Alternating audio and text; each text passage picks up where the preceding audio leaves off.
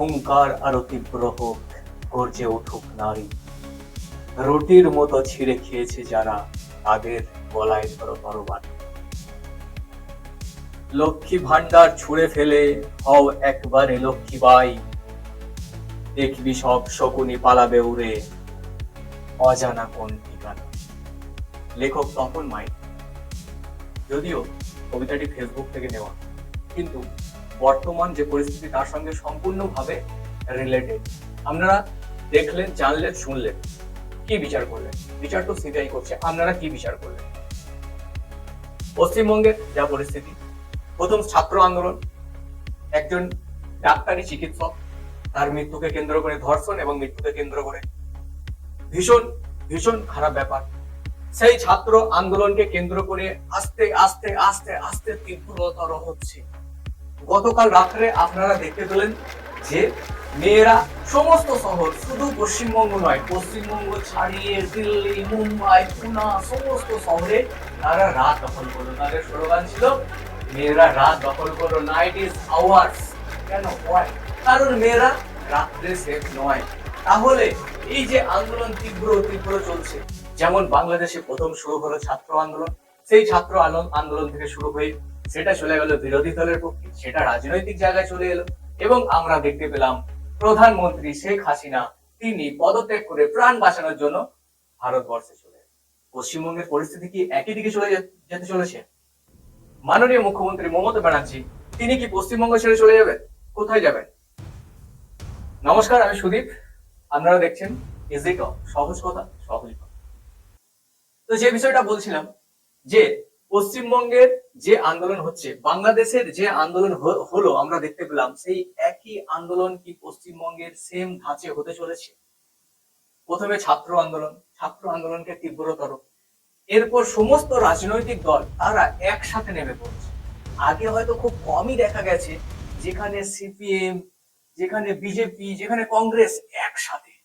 আমরা দেখতে পাচ্ছি, দেখলাম তার ছবি, বিজেপি নেতারা রয়েছেন, শুভেন্দু অধিকারী রয়েছেন, পাশে সিপিএম এর নেতারা রয়েছেন, কংগ্রেস রয়েছে, অধীর চৌধুরী বলছেন।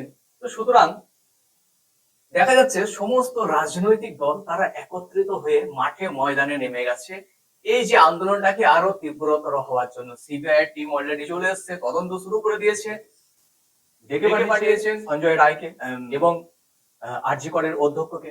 সুতরাং যেভাবে আন্দোলন কন্টিনিউ চলছে, এর মধ্যে আবার গতকাল রাতে আপনারা দেখতে পেলেন যখন মেয়েদের এই আন্দোলন চলছিল, ঠিক তার মধ্যে আরজি করে আবার ভাঙচুর, সমস্ত ভেঙে তছনছ করে দেওয়া হলো, চুরমার করে দেওয়া হলো, পুলিশকে মারা হলো, পুলিশ ভয়ে লোকাতে বাধ্য হলো।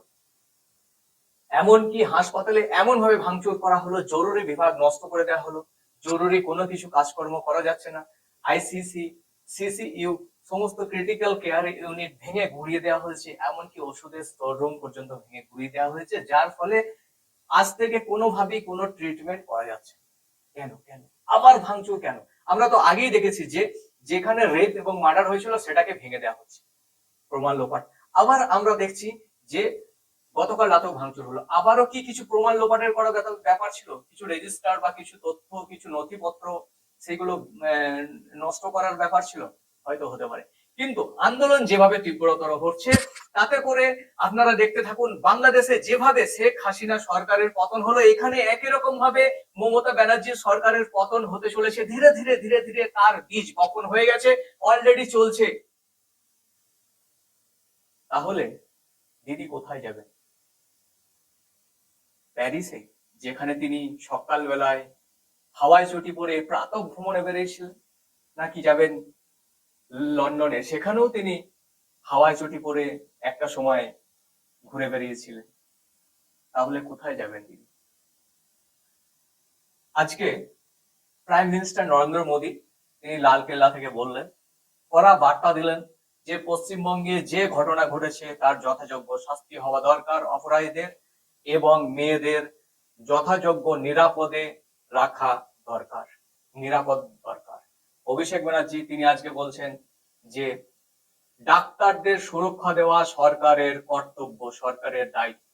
কোথায়? সরকার কি তার দায়িত্ব পালন করতে পেরেছে নাকি ব্যর্থ হয়েছে?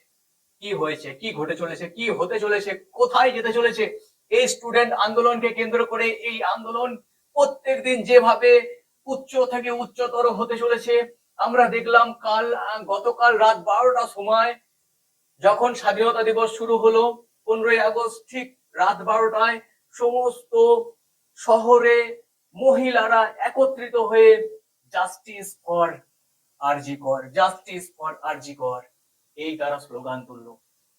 এত আন্দোলন, সারা ভারতবর্ষব্যাপী আন্দোলন, কি হতে পারে? প্রথমের দিকে যে ঘটনাটা ঘটেছে সেটা ঘটানো উচিত হয়নি। অধ্যক্ষ বলেছেন যে চিকিৎসকের সেমিনারে হলে যাওয়া উচিত হয়নি, খুব ভুল কথা বলেছেন। 36 ঘন্টা ডাক্তার ডিউটি করেছেন, কোথায় রেস্ট নেবেন? রেস্ট রুম নেই। তারপরে বলা হয়েছে, পরিবারকে বলা হয়েছে যে এটা সুসাইড, সেটাও খুব অন্যায় করা হয়েছে। ধামাচাপা দেওয়ার চেষ্টা, কাকে বাঁচানোর চেষ্টা করা হচ্ছে আপনারা জানেন। এই যে বাঁচানোর চেষ্টা, এই বাঁচানোর চেষ্টা করতে করতে কি হতে চলেছে মমতা সরকারের পতন? কি বলেন? আপনারা কি এর ছায়া দেখতে পাচ্ছেন? বাংলাদেশে যেভাবে একটার পর একটা পরপর ঘটনা ঘটলো, এখানেও আস্তে আস্তে এই যে ছাত্র আন্দোলন সেটা কিন্তু রাজনৈতিক পর্যায়ের দিকে চলে যাচ্ছে। রাজনৈতিক সমস্ত দল তারা ইউনাইটেড হয়ে গেছে, তারা একত্রিত হয়ে গেছে, একের পর এক আন্দোলন তীব্রতর হচ্ছে। আপনারা কমেন্ট বক্সে লিখুন কি হতে পারে, কি হতে চলেছে। সঙ্গে থাকুন, দেখতে থাকুন ইজি টক, সহজ কথা সহজ ভাবে।